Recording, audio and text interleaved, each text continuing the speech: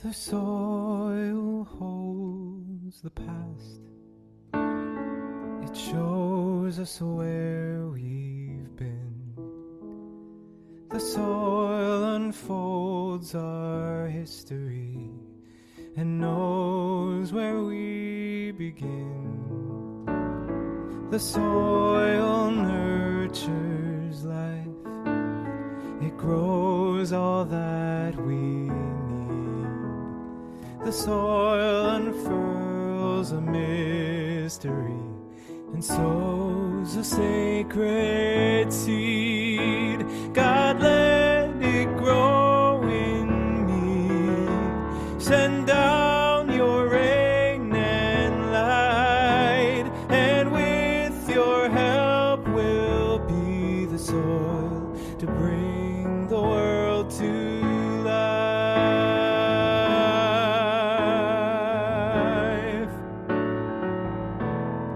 Bring us to life.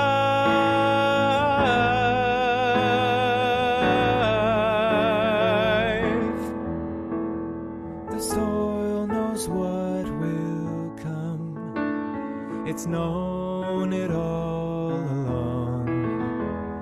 The soil can hear the distant hum of restoration song. The soil contains our hope. It pushes out green shoots. The soil proclaims the antidote is growing deeper roots. God, let them grow in me.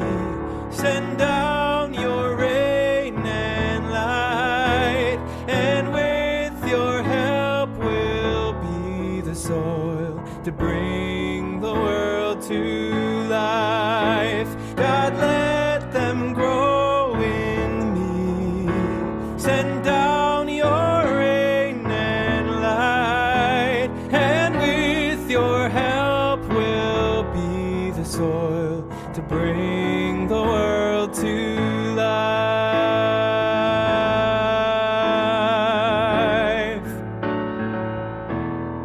Bring us to life.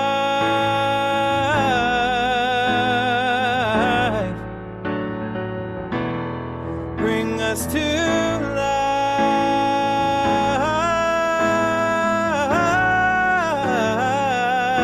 life. Bring us to life.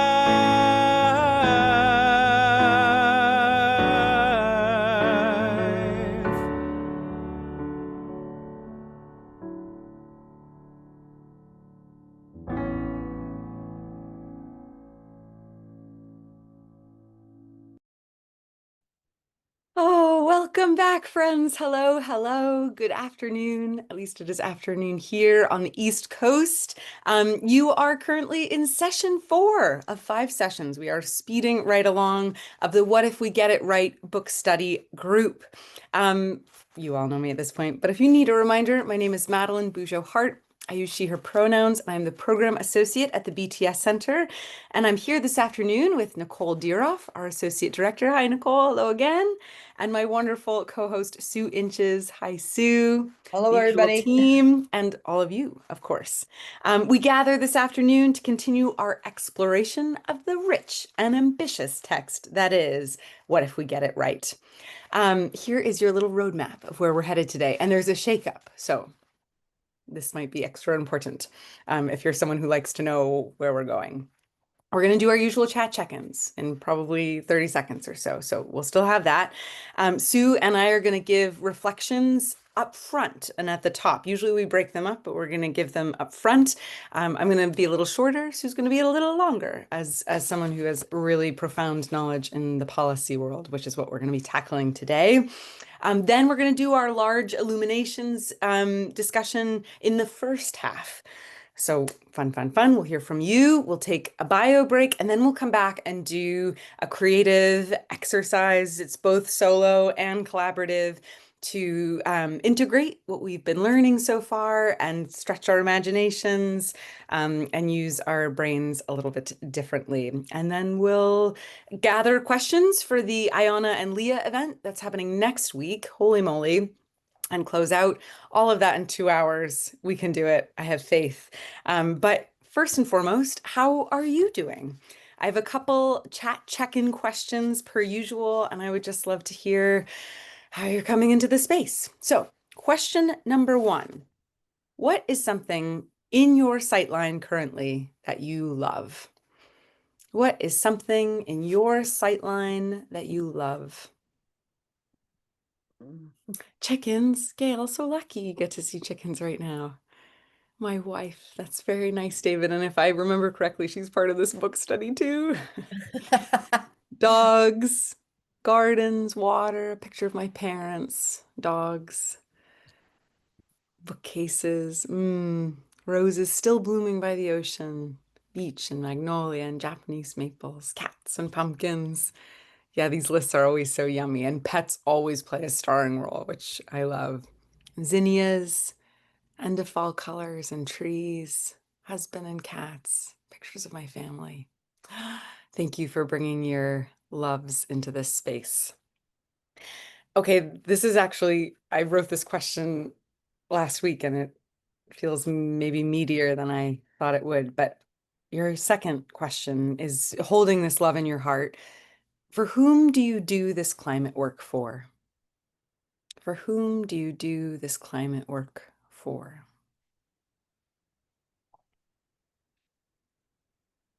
The earth itself, Sue. Oh, the children, all of us. For the earth. Future generations, the earth for sure. Granddaughters, but for all future generations, my granddaughter and all future peoples, the earth. My great nieces and nephews, future generations, the whole world. I want to help kids, those who will come after, the loving divine. My congregants, the ocean, the bays, and the woods. Jesus feels it's for my soul. Former elementary students, para las mariposas. So beautiful. Thank you. Sometimes, yeah, when I get lost in the overwhelm of this work, I cling to that thing of who's it for. And it pushes me a little, that kicks the can a little farther down the road, which I definitely need a boost every once in a while. So thank you. Yes, and amen, Karen. So I'm going to turn it over to what I'm fondly now calling Sue's Poetry Corner. And thank you for the heartfelt check-in. Great, thank you, Madeline. So there is a wonderful poem on page 237 of the book. It's called Dear Future Ones by Jacqueline Woodson. And it's a short poem, but very beautiful. So I'm going to ask for two readers today to read the poem to us. And who would like to be our first reader? Just raise your hand so I can see you. Would someone like to read? Yes, Nicole, go for it. I read this one at the beginning of a meeting the other day, so Oh, isn't it great? Yeah. so good. Okay. Dear Future Ones by Jacqueline Woodson. Dear future ones who do not understand an old woman puzzling over January crocuses and the delicate shoots of tulips poking through winter leaves, who shakes her head, now thinking, 20 years on this planet, and my daughter cannot count snowstorms lived through on a single hand. Oh dear. Future ones, I apologize for the magical thinking that led me to believe this world as I knew it would always be here, and bred you into it with my mind on other freedoms. 'Cause how many dreams of freedom can a single body hold? Now old, you see me back bent and frowning, grateful for iceless sidewalks all winter long, and terrified. Oh, dear future ones, you do not know a world that isn't already burning, a time when flowers bloomed in seasons we understood. Thank you, Nicole. That was beautiful. I'd like to have someone else read the poem again, and I see that Jim Schaefer, your hand is up. So why don't you go for it, Jim? Unmute myself. Okay. Yeah. Dear future ones who do not understand, an old woman puzzling over January, excuse me, over January crocuses and the delicate shoots of tulips poking through winter leaves, who shakes her head now thinking, 20 years on this planet, and my daughter can count snowstorms lived through on a single hand. Oh dear. Future ones, I apologize for the magical thinking that led me to believe this world as I knew it would always be here and bred you into, with my mind on other freedoms. Because how many dreams of freedom can a single body hold? Now old, you see me back bent and frowning, grateful for iceless sidewalks all winter long, and terrified. Oh, dear future ones, you do not know a world that isn't already burning, a time when flowers bloomed and seasons we understood. Thank you, Jim. And this is a wonderful kickoff because we're going to be talking about the past and the future later in this session. And this is what this is about, of course. It's about change and the past and the future. So thank you. Okay, so as Madeline said, we're going to give reflections on section 6 of the book, which is called Changing the Rules. It's all about public policy. And we're going to do our reflections and summaries together. And Madeline's going to kick that off with her reflection, and then I'm going to follow that with mine. So Madeline, over to you. Thank you. This is your ultra down and dirty Madeline's Reflections on the Green New Deal, which is going to happen in theory in under 5 minutes. So bear with me. There's no way to cover the Green New Deal in 5 minutes, and yet we're going to try. Something I love, love, love in all of this, as someone who admittedly does not get policy, not my world at all. So I'm always like, that's for other people. And so this essay in particular was so helpful for me to be like, wait a second. And a big aha came right at the top with Ayana's words of policy at its best enshrines our values. Policy at its best enshrines our values. So in this essay, she talks to Rihanna Gunn Wright, who is a key contributor to the Green New Deal. What is the Green New Deal? It was definitely something I pretended to know about before I read this essay. One of those things where I'm like, oh, everyone's read Charles Dickens, but you actually haven't. Like, everyone knows what the Green New Deal is.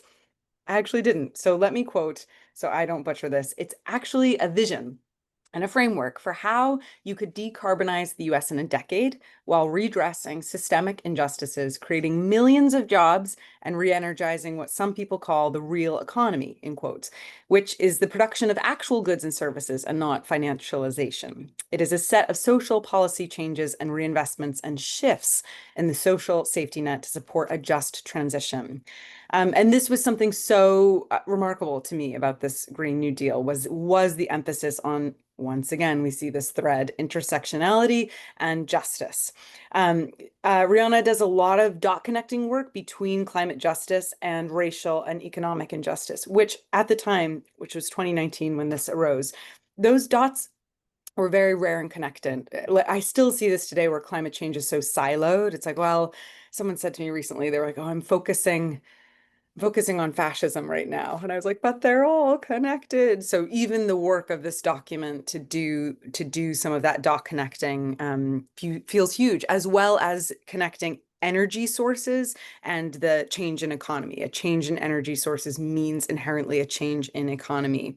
The goal of this resolution ends with providing all people of the United States with high quality healthcare, affordable, safe, and adequate housing, economic security, and clean air, water, healthy and affordable food, and access to nature. So once again, we see this thread of like, it's a systemic change. Everything undergirding our system needs to change. And this is what this policy is all about. And in turn, it will affect climate change. The how was so exciting to me. This emphasis on it's not like what we're trying to get to, it's the how we get there that's so important. And Ayana said something that just thrilled me to death. So often I was like, why does this always like make me feel like a little scratchy and perturbed when people are like, we did the solar panels. And I'm like, that's good, but there always felt like there was a missing piece. And then I read this quote from Ayana and I was like, aha, that's the missing piece. She writes, or says rather in this interview. Or even something as fundamental as solar panels and batteries, renewable technologies, they're wonderful, but they're not without costs, even down to the minerals. How are we going to get those minerals in ways that don't rely on exploitation and shoving aside treaties and indigenous rights? How do we do this in a way that is not dependent upon oppression? And I just loved this reiteration and emphasis on the how. So it's about the just transition and making sure that we're not repeating these systems of oppression as we move into cleaner and greener energy. Let me check my time. One more minute. That's great because I wrote end. I loved Rihanna's vision. All of these visions that these like quote experts are holding just really like move me. And she's talking about her son and Chicago. And her radical vision of belonging felt so spiritual to me. And I think so often of the framework of the beloved community where everyone gets like the beautiful life. And she writes, so when I think of what if we get it right, you have access to nature, you have access to clean water, clean air, and ideally a world where the ways you are treated, your surroundings, feel like it's all telling you that we are grateful you exist. And I just actually impromptu want to share a quick story. I have my dear brother-in-law works in construction and he has this horrible job right now and he's in Chinatown in Boston a lot. And I was with him the other night and he was like, it's so rough down there. Like, and it's so like the surroundings are so unpleasant and the people around there seem so downtrodden. And we were trying to do dot connecting of like why people act certain ways in certain environments. And reading this really clarified to me, like, what if your surroundings, what if Chinatown in Boston, which if you've ever been there, I grew up in Massachusetts, is like notoriously a hard place. What if that place could be transformed where the message was, we are grateful you exist, was such a reframing for me. So I'm going to pass it to Sue. The note I'm going to end on is, and this came up, I want to say it was Jim who said this, but so forgive me if I'm if I'm mixing people up, but these changes that are being called for in this book call first for changes in value systems. And this section is no different. So the quote I'll end on is, a real cultural shift has to be around recognizing our responsibility to one another. The fact that quality of life depends not just on how much money you make as an individual, but what's happening in your community. And that is a value shift. I'm going to put in the chat before I turn it over. I wondered, I was like, uh-oh, what happened to the Green New Deal? Because I haven't heard about that in a while. Grist wrote a really good article on the state of the Green New Deal now, especially under this new administration. So if you're curious about that, I'll put that link in the chat, and that's my time. That's great, Madeline. Thank you. And I'm really glad you're going to put an update in the chat. That's wonderful. So last week I focused on the economy. This week I'm focusing on public policy. And these two things together, the economy and public policy, they create the human structure or system within which we all live. And for me, the goal of the book and of my work and of the environmental movement itself is to try to make these human structures, our human system, more aligned with the systems, the natural systems of the earth. So that's a really tall order. And as Madeline says, it's about value shifts and lots of major changes to make that happen. And it is really necessary that we make that shift because we cannot continue to poison the air, to bomb the cities, to clear cut the forests and strip the soil of nutrients. It's just not possible. Or I should say, if we did continue it, human life on this planet would be difficult and perhaps impossible. So that's how urgent it is. So I'm going to focus my remarks on two different interviews in this section. One is on the UN climate negotiations, which is really interesting because probably some of you know that the UN climate negotiations are coming up shortly, November 10th to the 21st in Brazil. So I'm going to reflect on that and also on the reading. So the UN climate negotiations started way back in 1992 at an Earth Summit in Rio de Janeiro. And that is a long time ago, and it has been a long and difficult slog. In fact, often I have said things like, oh, it's just all talk and no action, right? But 10 years ago, in 2015, there was sort of a significant shift, and that was when the climate negotiations were held in Paris. They'd been every year from 92 up until 2015 without much of anything being accomplished. And then in 2015, kind of a shift happened. And there were two things that made that shift happen. And one was there was a report from the UN on what 1.5 degrees and 2 degrees of global warming would actually mean for our life on this planet. And for the first time, this report got attention, it got media coverage, people listened to it, and it kind of woke people up in a way.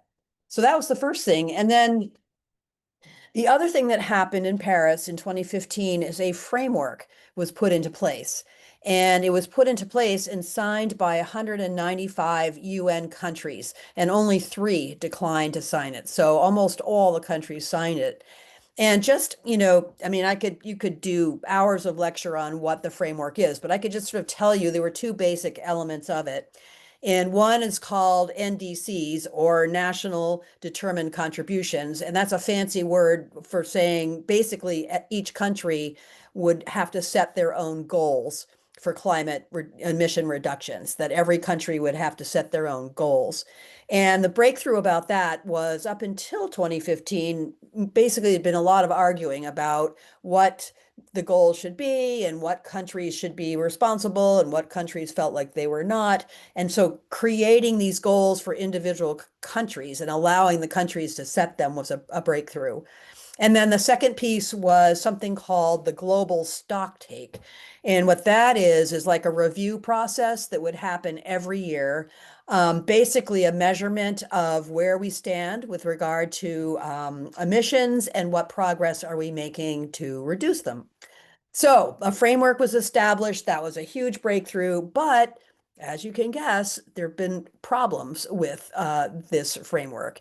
So I'll just quickly tell you what some of the big problems were. First of all, the global stocktake. So the numbers are really fuzzy. People were self-reporting, corporations and countries both self-reporting their emissions without really good data. So, how reliable were these numbers? Not very. I mean, some of them seem even made up even. So the problem was, with the numbers and the measurements. So that was one problem. Another problem, no enforcement mechanism. So, okay, countries can make all of these pledges, but there was nothing to say they were actually going to do them. And in fact, when it comes to the US, we could make promises at the negotiations, but then Congress has to pass legislation to implement it. And right now, the Congress isn't passing much of anything. So, how good were our pledges if we couldn't actually implement them? And then the third problem has come up over and over again, and probably most of you have heard stories about this in the media, and that's about climate finance. So there is this understanding that some wealthier countries have profited greatly from fossil fuels, and then some other countries have suffered greatly from the effects of climate change. So, and I'm talking about Pakistan, that they had a flood in 2022, that 40% of the country was flooded out. Just a month ago, Nigeria had a flood with 121,000 people displaced. There are islands that are losing land and having to move villages. So climate finance, who's responsible and who should pay for these things? And there's been a lot of talk about that, but very little follow through. The wealthier countries are not really making good commitments and not following through when they do. So those are sort of the problems, and a lot of people feel kind of like, oh yeah, these UN climate negotiations are just not getting anywhere. But fast forward to 2025. And I actually did some research a couple of weeks ago because I was really curious. It's like, is this going to really are we going to be able to accomplish anything? And what I found was there are 4 or 5 things happening this year that could have a huge impact on these climate negotiations. And actually, I'm feeling a little bit optimistic about the talks in Brazil in November because of these factors. So I'm going to tell you what I think. And by the way, this is also included in a blog post in my newsletter. And I know a lot of you get my newsletter, but if you don't, we're going to put in the chat a link to it because every other week I write articles on things, and I happen to have done one on this. So, okay, so why am I optimistic about Brazil talks in November? Well, the first thing is in July, the International Court of Justice, this is in The Hague in the Netherlands, they made a ruling saying that countries that emit, tons and tons of greenhouse gases have to be held accountable. So they made this decision in July. I think that is going to really push forward the climate reparations and climate finance issue, because finally there's a legal basis for making those pledges actually happen. So that's new, and that happened in July. The case was brought by Pacific Islands, and they won it in international court. So there's a lot of excitement around that. Okay, second thing, China has just made their first ever climate pledge. So I'm thinking back 10 years ago where China wouldn't even show up at these talks. Well, now China is not only going to show up, they're going to take a leadership position and make a pledge. And their pledge is to reduce their greenhouse gas emissions 10% by 2030. Well, okay, 10%. You might think that's not very much. But the thing to know about China is they don't make a public commitment unless they think they can actually surpass it. So what they tend to do is they set a goal that's low and then they outperform it.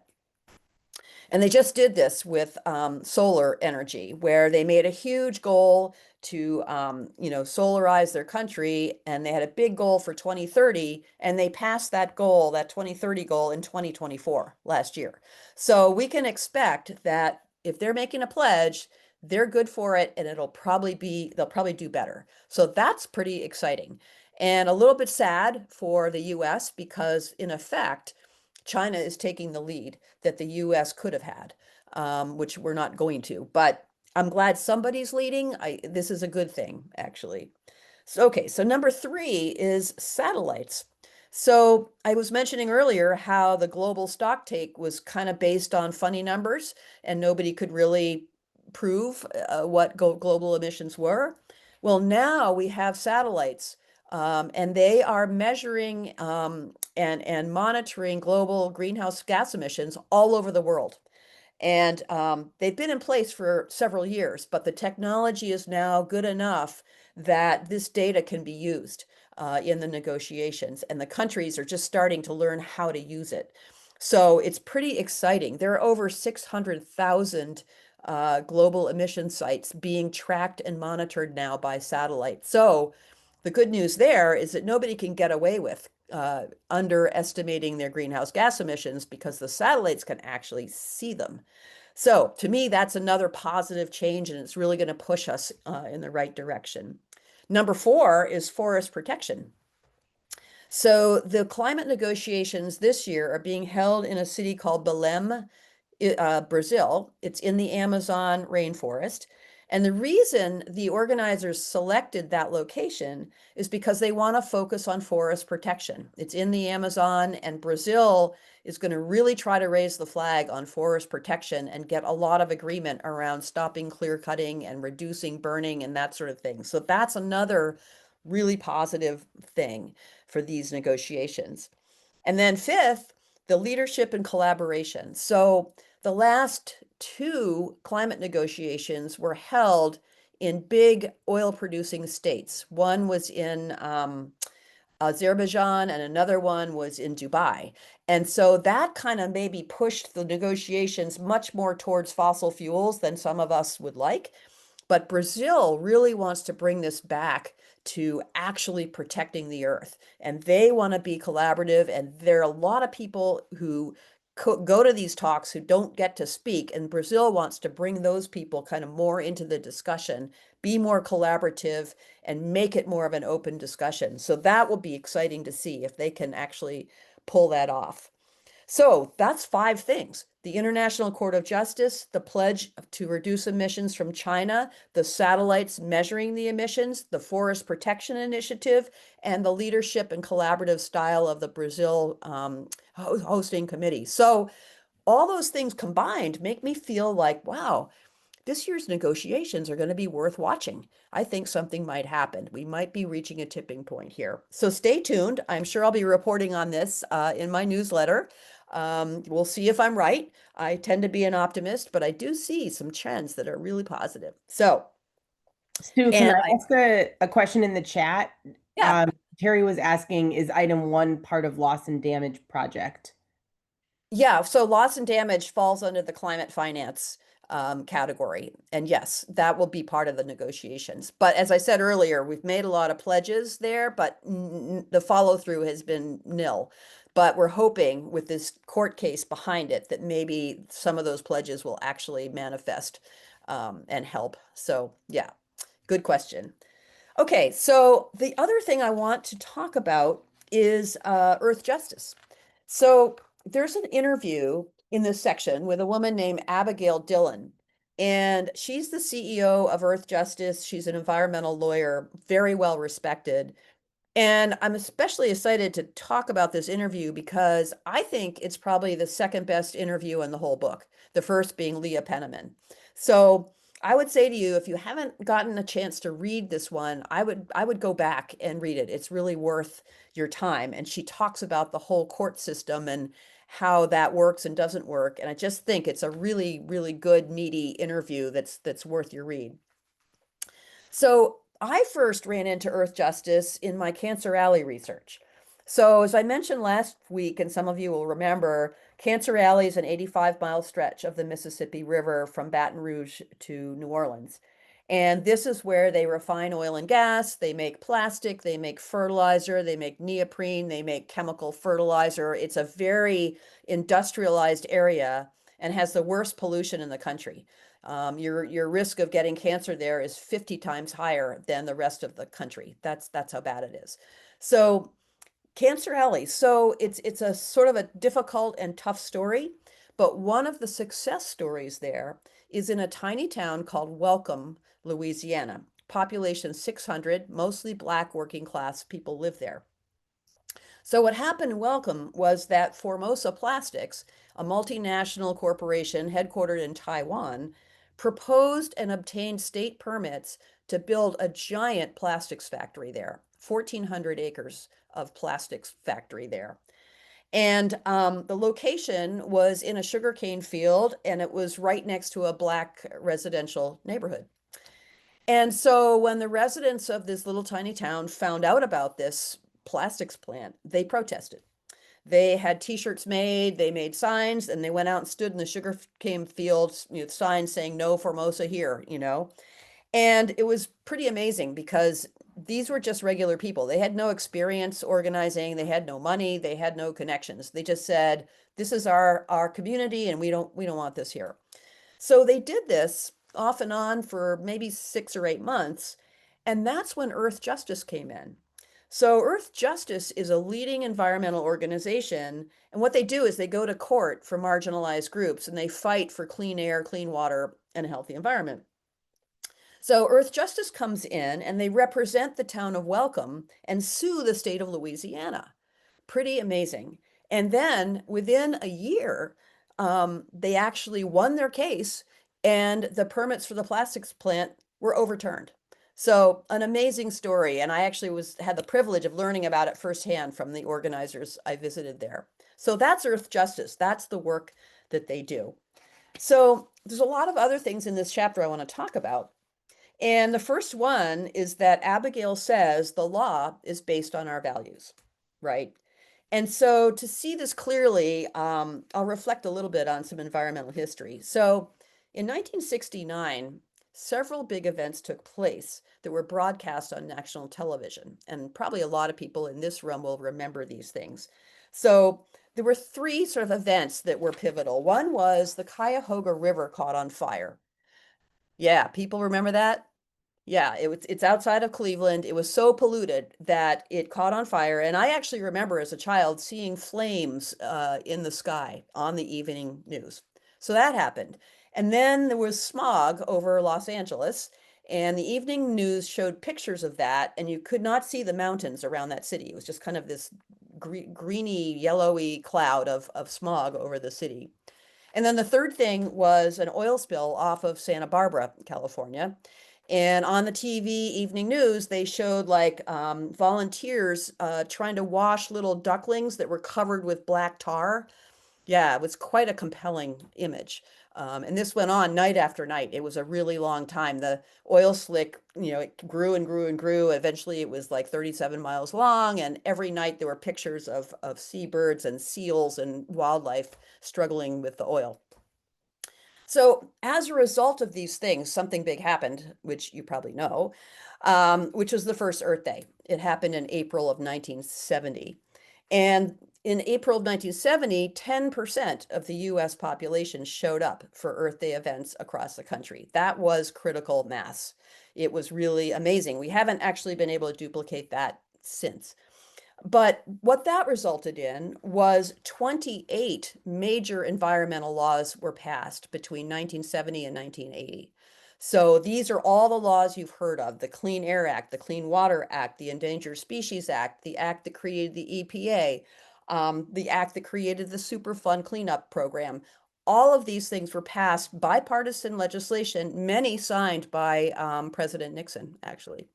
So those are the values that we were embodying in our environmental laws during that period of time. It was a wonderfully productive period. But as Abigail Dillon points out in her interview in the book, these laws are being weakened now, and enforcement is spotty and somewhat inconsistent.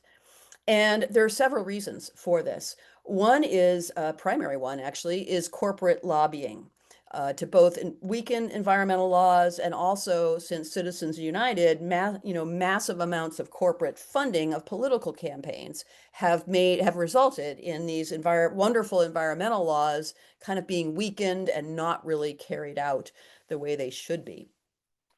But there's also another aspect to it, and Dillon points this out in the interview very clearly, and that is our legal system. It's not based on public health, and it's not based on a healthy environment, and it's not based on protecting the common good. No, our legal system is based primarily on private property rights.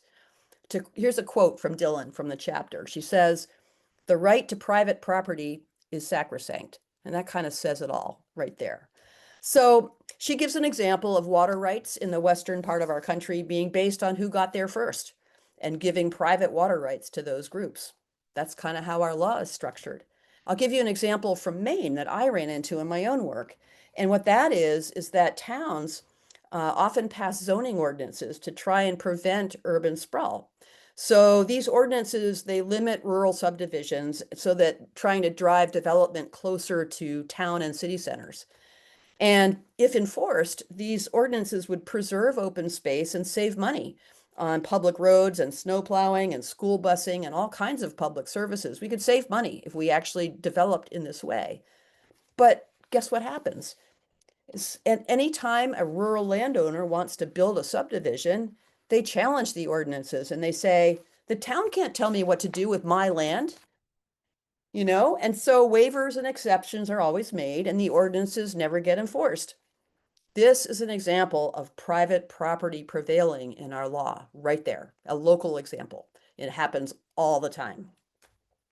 So Abigail in this interview talks about alternatives, like what if we based laws on the rights of nature?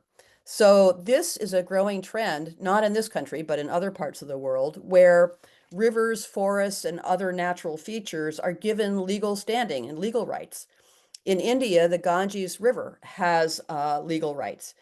Australia, New Zealand, Ecuador, and Bolivia are countries that have all embraced giving natural features legal rights. And in doing this, these countries are putting nature on par with humanity. They're creating a kinship between people and the earth. Very different from a legal system based on private property. Just a whole different way of looking at things. But here in the US, the rights of nature are considered a fringe issue because, well, property rights are so strong and they've been in place for so long. And community rights are weak here too. So just as an example, here in Maine is the Hydro-Quebec transmission corridor. So we had a project that was going to build transmission lines through many, many towns in the western part of our state. And every single town that corridor passes through passed a resolution saying they were opposed to this corridor. But there was no law to back them up. So they had no legal standing. So the transmission corridor has been built. It's almost complete. And the towns really had no say about it, even though they all voted saying they were opposed to it. So again, private property, and in this case, corporate private projects took precedent over the community and what people wanted. Okay, so I'm going to stop there. I will say that this interview, there's some great ideas in it about how to reform the courts in a way that would serve the people in the earth instead of partisan and moneyed interests. And so I encourage you to read that. I wish I had more time to talk about all that. But anyway, what I want to do is move into our group illuminations discussion. So basically, we have a question based on what I just presented about property rights.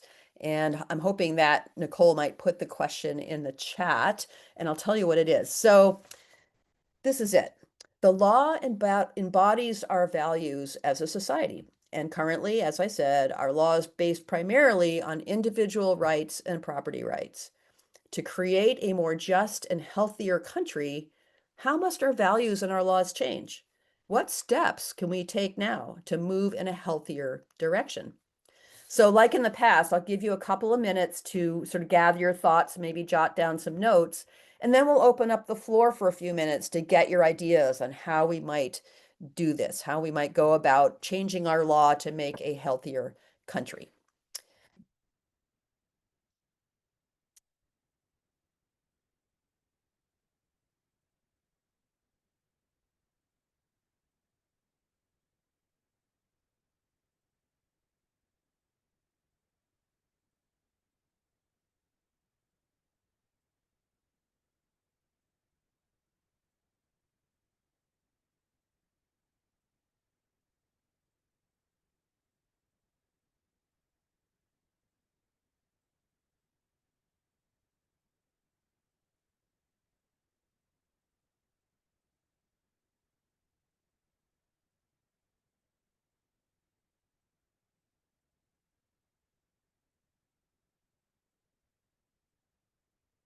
When you're ready, if you have something you'd like to contribute, you can just use the raised hand feature at the bottom of your screen, and I will call on you. And it looks like David King, your hand is up. Campaign reform. I come from a country where if you're given a limit to spend on a campaign, if you go over the limit, you go to prison, and it's not a very high limit. And this system here, where Citizens United and all these sort of things can pour billions of dollars into campaigns, until that is rectified, no laws are going to be sacrosanct or safe. So we have to start there, and we have to deal with campaign reform, right? Because until we do that, it's very, very difficult to do anything. Yes, and I actually think I agree with you on that. And one of the insights that I happen to just have as I was thinking about these climate negotiations is that China has no campaign money, right? Because there's a dictatorship. So they don't have to worry about fossil fuel interests who've donated to them. So it's actually easier for them to lead on climate issues in a way that we cannot here. And I never actually thought of that until recently. So anyway, yes, Terrence, I see your hand is up. Thank you. Yeah, one of the concepts that I love that's come about in reasonably recent years are migratory corridors for animals. And on the model of bike paths, which are also pretty popular, I don't know why we can't have human corridors, which would have, there would be two good results. One would be, some place to leave property without having to drive. And the other would be to bring more visibility to the areas that we generally don't see. So yeah, human corridors for just through hiking and such, not just the Appalachian Trail and the Pacific Trail, but lots and lots of human corridors. What do people think? Do we like that idea? Yeah. Yeah. Yep. Okay, Linda, your hand is up. Yes, I was coming back to the rights of nature. And when you first talk about that, people often say, well, that just sounds really crazy. And then you say, well, corporations have rights and they're an imaginary thing. Nature exists. And I've even heard people say, well, AI is going to have rights because, and that's amazing, so it's not really as strange as it sounds. But it is really difficult to have a conversation about it because we have to find ways to bring that into the public domain. Mhm. And in New York State right now, there is a law that's being presented to declare that the waterways in the state of New York will have a rights of nature. Now, there's just no way it can pass. But it doesn't make any difference because if we just keep doing that, then more and more people are going to actually learn about the whole thing. Because Yeah. I'm sorry. You can look back and say, for example, that suffrage, for example, that was illegal. Black people voting, that was illegal. And so, it is illegal right now. And it would be put down in the courts, but it becomes very important that we just bring it in and we keep trying over and over again until people start to say, well, that's really not a crazy idea. Our life depends upon nature. Well, yay for New York. Yeah. I mean, Beginning. yeah, New York has done a lot of really great things. They also passed environmental rights for people. Did you know that? They did that a couple of years ago. And what that means is that people have the legal right to clean air, clean water, and a healthy environment. So New York is one of, I think, 3 states that have that in their state constitution. So yay for New York. And I think you're totally right. If we can just keep the conversation going about the rights of nature, eventually it will become more commonly understood. So yes, totally, totally agree with that. Karen, I see that your hand's up. I'd love to hear from you. Yeah, I listened to the book last week, How to Fall in Love with the Future, and I don't know if that came up on this list or I'm also doing the Eco Preacher cohort, so it probably came up through that. And the book is fabulous. As an audiobook, it was only like 6 hours long, and super encouraging. But a key takeaway that they talk about in that book is they run a bunch of imagination workshops, and the organization that is doing this talks about how they partner with different communities, cities, different places to run these imagination workshops where they're inviting people to imagine what their community would look like in 2030.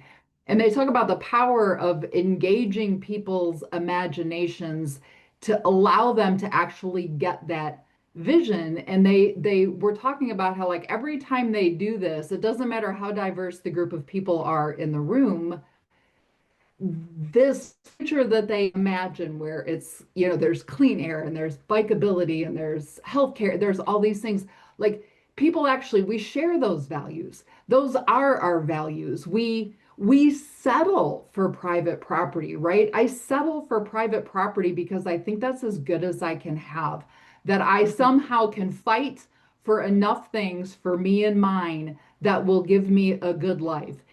It's so much less than what we could have.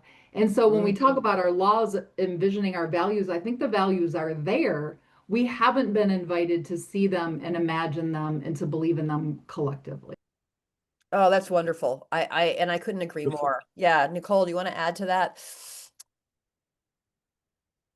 You're muted, Nicole. Now I'm unmuted. I want to start by saying amen to Karen, and I hope that finds a way into a sermon. Yeah, I found this part so poignant to say that our laws are based on property rights, and it drew me back to in 2020, the church I was a part of did a Mennonite curriculum around abolition and defunding the police. And that was a major insight for me in that curriculum is that our policing systems, the history of those are around protecting personal property. It's not around community care. It's not around a healthy collective. The roots of our police, the roots of our laws is to protect what the wealthy had. And I just think knowing that calls for really transforming. It's like what we have is just so corrupted. It's inception. And I do think there's a real role for spiritual leaders and preachers in this moment to proclaim. Our executive director here, I heard a sermon from him where he said, we have this assumption that if what is good for me is what is good for we. And he said, we have to completely throw that out. And we have to know that what is good for we is what is good for me. And it is a real reversal. It's a real reversal to live into what I think is in scripture, what is being called forth from a loving divine. Wow, that's great, Nicole. And I think that's probably where we want to end our discussion, which is a great note to end on, because we have some other activities to do. And I think, let's see, or do we have more time? What do you think? You have more time. You've got 5 whole minutes if you want 'em. 5 whole minutes. Great. Okay, so I will ask if anyone else would like to contribute. And I love what Nicole was just saying about the switch that we can make and need to make. Yes, Judith. I've been thinking about this individual versus collective. And I think that as a country, this is how this country was established. Even though we were setting up a government and democracy, it was really for the individual. And then the way that the country spread. And how do we turn that around? For me, it's really looking at building community. And I think right now there's an opportunity to create community because we are in distress. And so as we create community because we're out of distress, I think that sense of community can then move forward to bring other changes about. So in my neighborhood, I'm in the Chicago area. We're very distressed about ICE's actions. And so we are taking things to each other's doors. We're walking to the school to protect the families who are getting their children to school. And I want to believe that this is where we need to put our energy, and this is what could make a difference in us. So maybe this is a silver lining on a very dark cloud. Yes, I love that silver lining. I really do, because yes, it is about community. Yes. Would anyone else like to chime in on this discussion? Okay, well, if not, then I will turn it over to you, Madeline. I think we're going to take a quick break before we get into our next planned activity. So if you need to get up for 5 minutes, get a drink of water, use the facilities, stretch, now would be the time. And I have 4:52, so 5 minutes would be 4:58.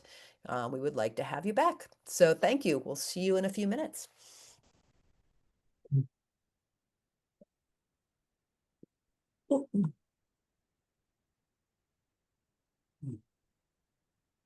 Could have passed on that. So welcome to the experiment. I'm going to lead you piece by piece. So trust me, and I won't lead you too far astray. So for the first piece, I would like you to think back on everything we've discussed and read so far in the last 4 sessions. And just a quick overview, I was looking at the index of my book. We have talked about everything from farming and agriculture and food sovereignty to AI to divestment and the economy to culture and organizing and the youth to policy to systems change to values undergirding those systems change. We have been there and back again. And I'd like you to just take 2 minutes and let your brain rest and see what bubbles up to the top in terms of what has been the most meaningful to you in terms of this exploration of the text. Or another prompted question is, what has lingered with you? What has stayed with you? And I'll give you 2 minutes, and this time is for you. So if it's helpful to jot notes down, jot a note, and I'll bring you back in about 2 minutes. What has been most meaningful to you? What has stayed with you in this exploration so far of the text?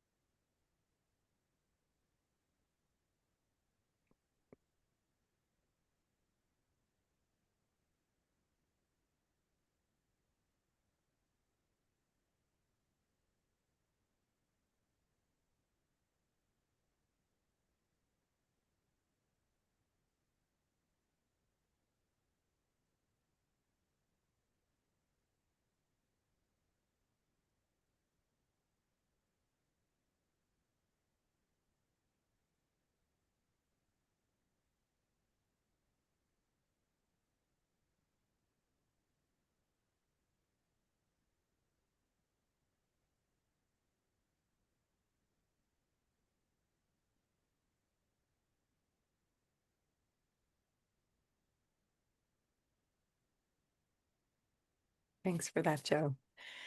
Okay, so good. I hope you got like a couple little sketches down. And yes, I found it helpful too to go back to the index of the book and be like, well, where were we? Because it's pretty expansive. So holding these things in mind, I'm going to give you another chunk of time, which will be, I'll check in probably at 8 minutes to see how we're doing. I might give you 10 if I'm feeling generous. And during that time, here's what you're going to do. You're going to either type or handwrite. I'm a handwriter. So we might have to scamper and get a piece of paper in a moment. A letter, a letter from a future being, and some of you may have done this exercise before, but there's a part 2 afterwards, from a future being. And that could be a tree that you imagine, or a creature, or a great, great, great, great grandchild, or we did the for whoms at the beginning of the check-in, like you're for whom, those future generations. So a being from the future. They are writing a letter back to you in present time from the perspective of what if we got it right? So to reiterate, this letter that you are writing is from a future being to you now from the perspective of what if we got it right, and allowing those inklings that just came to the top in terms of reading this text to infiltrate that letter if that feels inspiring to you. And if not, that's okay too. So it is 5:02 now. I will give you until 5:10 to write this letter, and it need not be award-winning. Just see what comes, trust your impulses. Any questions before we start? Such a smart group. You got it. All right, I'll bring you back at 5:10.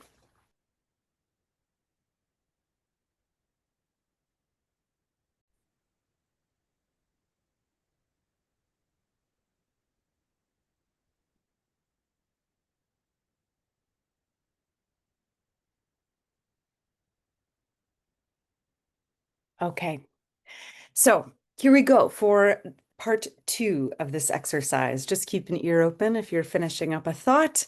You are going to go into breakout groups of about 3 people. And share your pieces. Now, sometimes sharing your pieces feels really exciting for people, and sometimes they're like, "Wait a second, I didn't know we were sharing these. You led me astray." No, you can share in full.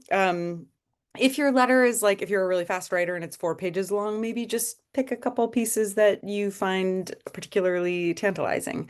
Also, that is an option if you're like, I don't want to share my whole letter, but here's a thought I had from it that feels exciting, or here are a couple lines, or even a word that is jumping. So you are in the driver's seat. So each person is going to share their letter, and then the task is in 20 minutes. So you have 20 minutes to share your letters. So the 10, 15 minutes that are left to come up with a prayer together that is drawn and inspired and derived from these letters. You'll put them into a prayer. There's no right way to do this.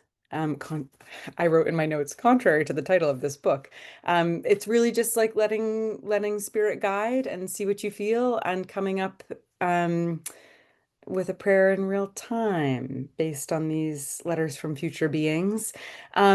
Definitely a sacred team sport exercise, so be gentle with each other. These are like, probably there's some vulnerability in these pieces. And I would also ask that you decide who is going to share your prayer out loud to the larger group when we come back. So To reiterate, get into your groups of 3. Nicole will pop you off in just a second. You'll share your letters or pieces that feel evocative. You will combine those pieces into a prayer for the better world, and then decide who's going to share it, and then come back. Any questions on part 2? Okay, good luck. I'm so excited to see what you come up with. It is 5:11 now. We'll come back at 5:31. Bonne chance. Okay.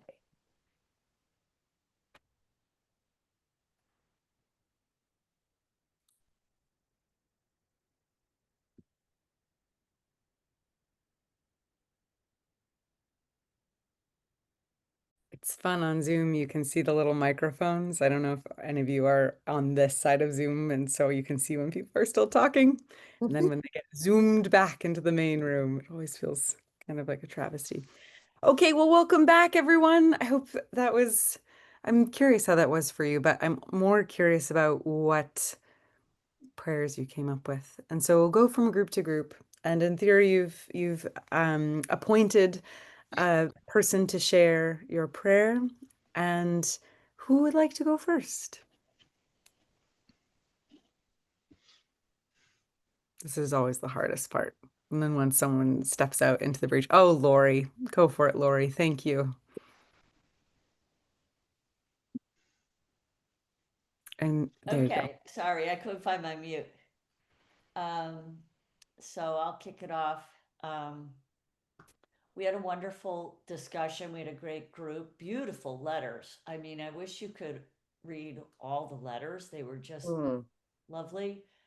And we identified that there were some common themes, even though, you know, we're all coming from a different place. We had common themes of gratefulness. And so we then tried to incorporate those common themes into the prayer, which is very short, which is why I volunteered to go first. And our prayer is to Mother Earth or any higher being that you particularly worship. Dear Mother Earth, please grant us the courage, vision, imagination, strength, and faith to protect you and all of your creations for now and future generations. We love you and all that you have given us, including life itself. We promise to do all that we can. Lori, thank you. So beautiful. Let's just take a breath after each one. That's so lovely. Thank you, Lori. Who would like to go next? Oh, Terry, please. Thank you. I was with Irene and Deborah, and we had some really moving moments, and we all talked about a creature or creatures that were there in the future speaking back to us with gratitude. So this is what we came up with, and gratitude gets in there even though I was so hard to instruct. Friend to all, maker of all, parent of all, the down deep dearness of this earth, what is good for we is good for me. You living your life, me living mine, all the ones becoming a we. May the great green goodness we have known know all the others, all our heirs, and may every wind that's ever blown touch ever always all that's here. Thank you, life still in me. May gratitude grace all things we know. I can't read my last words. And see. There's a rhyme there. I just couldn't read it. All things we know and see. Amen. Amen. Thank you, Terry. Let's take a breath.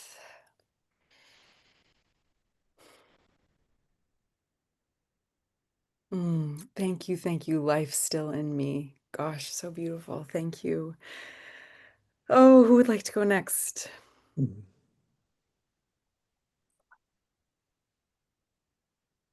Judith. in your beautiful pink shirt. Thanks. So we found commonality in between our letters, and we ended up writing a prayer in the form of a psalm. And the title, we even have a title. It's called All Kin, and it's by Karen, Linda, and Judith. Woe is us, we have lost our sense of kinship. We have fallen into hyper-individualism and oppressive collectivism, having lost sight of our deep interconnectedness. We hunger for more than food. We need a deep sense of community and belonging, a deep connection to all creation. As a tree spreads its roots and connects to the great web of mycelia, so may we awaken to our connections with all creation as kin and see ourselves interdependently woven with neighbors' well-being. That's it. Oh, Judith, thank you. Let's take a breath.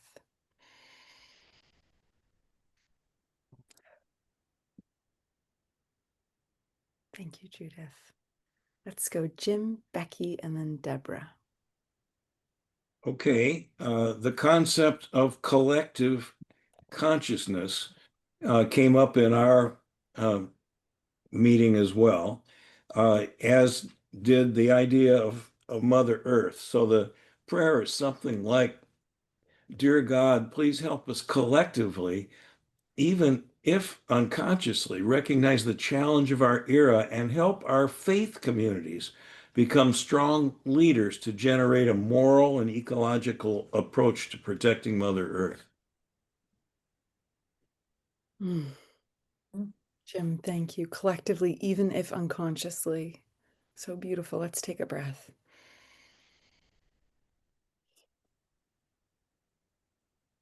Thank you, Jim.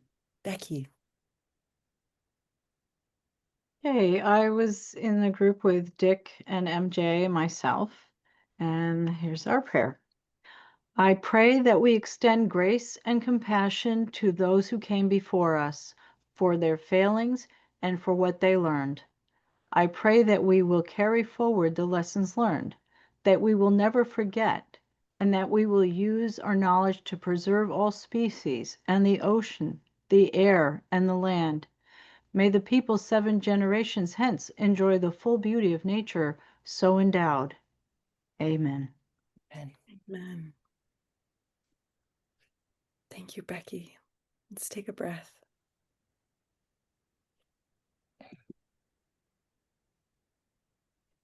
Deborah.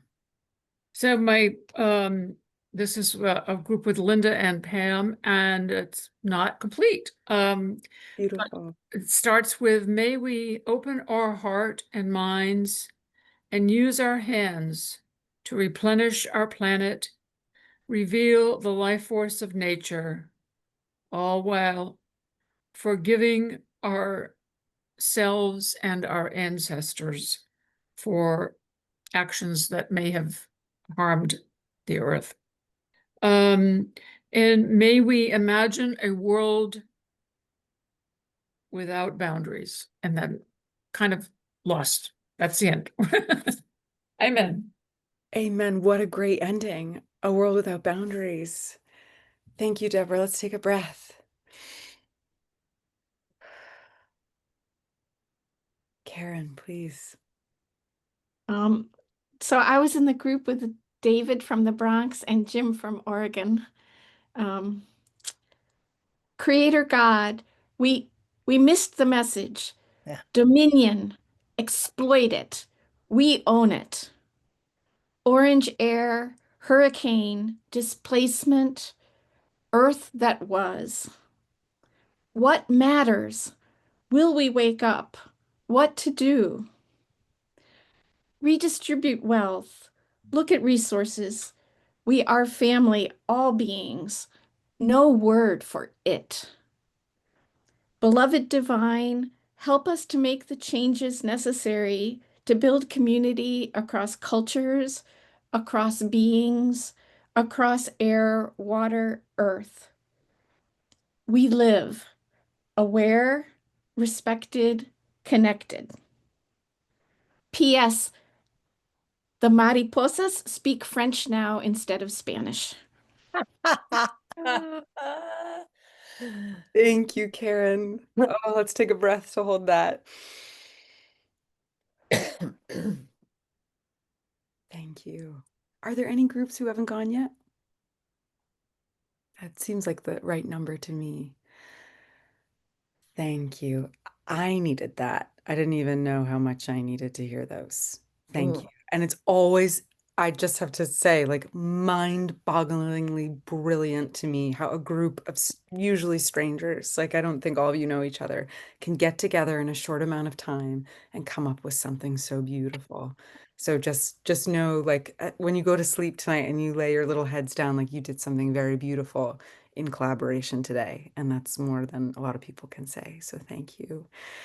Also, I thought of this, maybe the second person reading through. If you want to send those to me, I will put my email in the chat. Also, if you're like, oh, my letter wants to live, send your letter to me too, and I'll figure out some way either to just share with this group. We could put them on the participants page, or with your permission, maybe we could share them. Our new communications director, Ophelia, is always looking for beautiful things like this. So if you're feeling so inclined, I'll put my email in the chat because it's very rich what you all just did.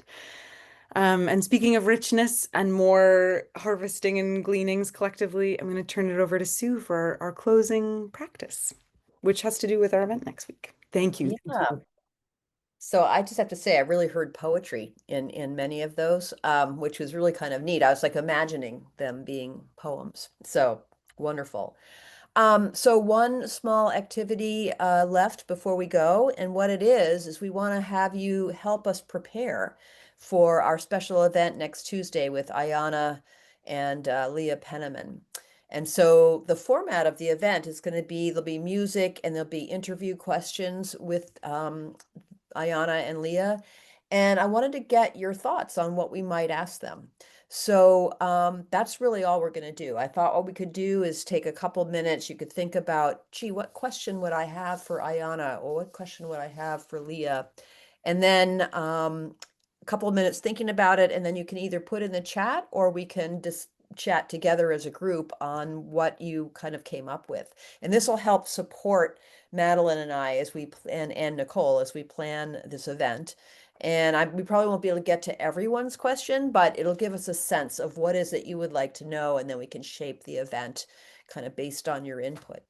So that's what our little final practice is going to be. If you want to just give that some thought, and when you're ready, you can either raise your hand or put things in the chat, and we will see what you have to contribute.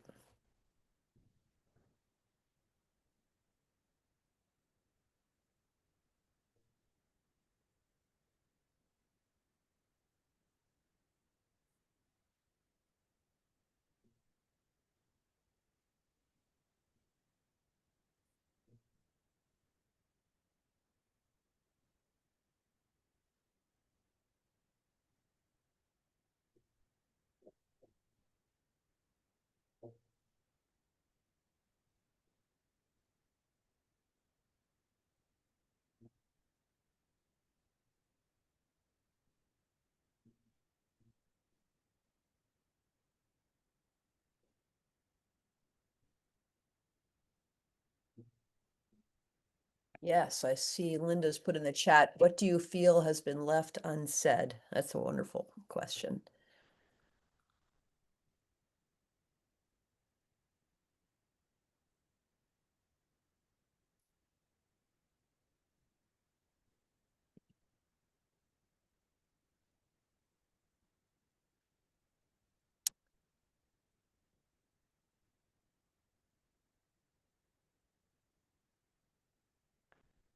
What really keeps you going in the dark times? Yes, always a great question. And Karen, you have your hand up. Would you like to share with us a thought you have? I haven't formulated it clearly, but I guess my question is, so a significant part of our population seems determined to get it wrong. And how do we fight to protect a living earth in that situation? Yeah, that's actually pretty clear, I think. Yes, I'm looking in the chat too. How do you manage the destruction of climate systems that has occurred since the book was published? Deplatform billionaires. Yeah, I mean, one of the things that I have in my mind is that book production takes a long time. So Ayana was probably writing the book around 2023. It was published in September of 2024. So a lot has happened, and I'm curious about that too. Like what, like a lot has happened, and so what is Ayana's take on that? Like how has she moved in her thinking? Is something I've been thinking about. Let's see. Yes, now that we're in 2025 and living in such a different political world than when you wrote this book, which was during the Biden administration, how has this affected your perspective, especially the environmental laws? That's kind of what I was going in the same direction as Judith is on that. Kind of where is Ayana now? Yeah, so thank you for that. Yeah. Yeah. Tell me how you stay positive in these present days. That's really interesting because Ayana always talks about joy and that we have the good fight, but we fight it with joy. So I would actually, that's a really great question. How do you keep that? How do you stay positive and keep that joy? Adding to Karen's comment, are there people we can learn from, especially working in countries that are lacking political will and facing political backlash? Yes. Yes. How do you manage the destruction of climate systems that has occurred since the book was published? Yeah. Yeah. This is really helpful because it's affirming some of the things I had been thinking. I want to know here, how much does the current situation change some of the key messages in the book? Yeah. Yeah. Do you think that divestment campaigns make sense now, given how long it takes and the late hour? Is encouraging investment in renewables more helpful? And how can we help speed this up? That's a great question. A significant portion of our national population seems determined to get it wrong. How do we find the spirit and resources to fight for our living earth? Was she willing to write a follow-up since there are now new problems? That's an interesting question. I have no idea what she is. Actually, I do have one idea. She mentioned to me recently, actually, that she's working on a workbook that would accompany the book that we've been reading. So, and that's supposed to be, I believe she said, published in the spring. So I do know that, but I don't know what else she's thinking or working on. At the end of all your interviews, you ask what could be most impactful. How do you answer that same question, given you've heard the answer from so many angles? That's a great question. That's a really good question. These are all really good.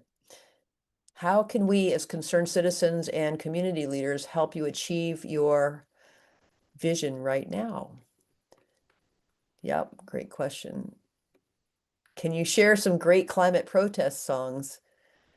How do we make climate a part of the resistance dialogue? It's interesting about the songs because, one of the things that I remember from the 60s and 70s was the great songs, the great folk songs and protest songs. And I haven't been hearing as much of that now as we were hearing then. There were really famous singers that were, Joan Baez and Bob Dylan and, the Buffalo Springfield. And, so that's a really interesting question. I will say the back page is her anti-apocalypse mixtape, which is yes. also on her webpage because I have been perusing it. So back page, anti-apocalypse mixtape, and it has some of those sorts of songs, Sue. And also just to give a pitch for next Tuesday, Reggie, our musician, is an incredible song leader, songwriter. So the music next Tuesday is going to be really great. and that would be a reason to come all in itself. Wow, that's great. Thank you for adding that. I hope you all will come. I think it's going to be fun and interesting. And having read the book, hearing directly from the author and one of the interviewees will be, I think, really great to do. So I hope you all be there. And thank you for all this input. I think this is really good. I think we're unless anyone has a burning comment they'd like to make, I think this is a good place to maybe close that and move to Madeline, just any announcements we have, and then we'll wrap it with a quick benediction. Sure, thank you. Not many announcements other than we've been focused on this event. You're all registered. You'll get a link, but it is from 7 to 8:30 Eastern Standard Time next Tuesday with Ayana and Leah Penniman. Yeah, I know it's going to be really rich, and especially like you have the insider knowledge, so it'll be exciting to come back on the 11th and be like, wait, what? So I'm curious to hear your thoughts. And November 11th is our last session, which is amazing. So we're skipping next week. I just very loud and clear. I'll say this in the follow-up email, but skipping our session so that the event can happen. And then we'll meet up again on November 11th from 4 to 6 p.m., our usual time. I'll send you a bunch of emails. Matt, can I just pitch? You popped it in the chat at one point, but just to say a word about some of you may be preachers or some of you may be in faith communities with preachers. So this is an invitation. This visioning work has been so vibrant for the BTS Center in this season. And so the other group we're partnering with in this season is GRIST, which you may know as an incredible climate news source, but they also do really incredible climate fiction work. And so Madeline popped this in earlier, but I'm just popping in the chat right now. This is a workshop for eco preachers.